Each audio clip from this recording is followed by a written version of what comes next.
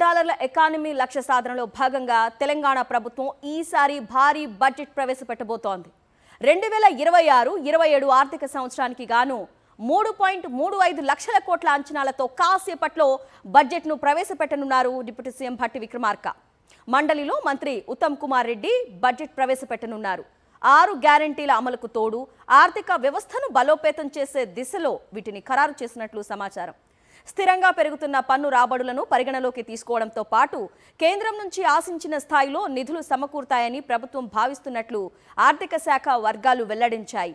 ఈ నేపథ్యంలోనే 6 గ్యారంటీలకు నిధులు కేటాయించడంతో పాటు కొత్తగా 6 పథకాలను ప్రతిపాదిస్తూ 2034 నాటికి నిర్దేశించుకున్న విజన్కు అనుగుణంగా ప్రతిపాదనలు సిద్ధమైనట్లు తెలిపాయి.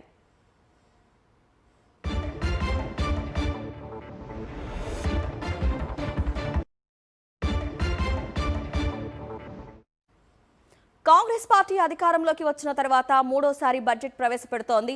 గత 2 బడ్జెట్లలోనూ ఆచితూచి వ్యవహరించిన ప్రభుత్వం అనేక అంచనాలు, ఆశలతో ఈసారి దూకుడుగా వెళ్లాలని నిర్ణయించింది. 2024-25లో 2.91 లక్షల కోట్ల బడ్జెట్ను ప్రతిపాదించగా 2025-26లో 5% పెంచి 3.05 లక్షల కోట్ల బడ్జెట్ను ప్రతిపాదించింది.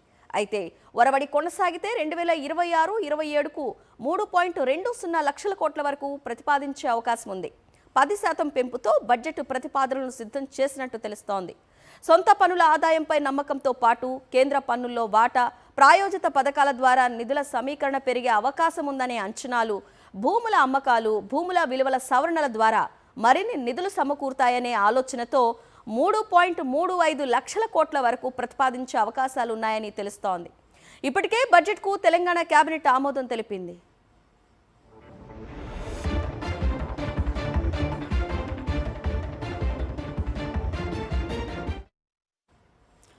బడ్జెట్ సమావేశాల సందర్భంగా తెలంగాణ అసెంబ్లీకి చేరుకున్న ఉప ముఖ్యమంత్రి భట్టి విక్రమార్కకు ఆర్థిక శాఖ ప్రిన్సిపల్ సెక్రటరీతో పాటు ఉన్నతాధికారులు ఘనంగా స్వాగతం పలికారు. అంతకంటే ముందు ప్రజాభవన్లోని నల్లపోచమ్మ అమ్మవారిని భట్టి విక్రమార్క దర్శించుకున్నారు.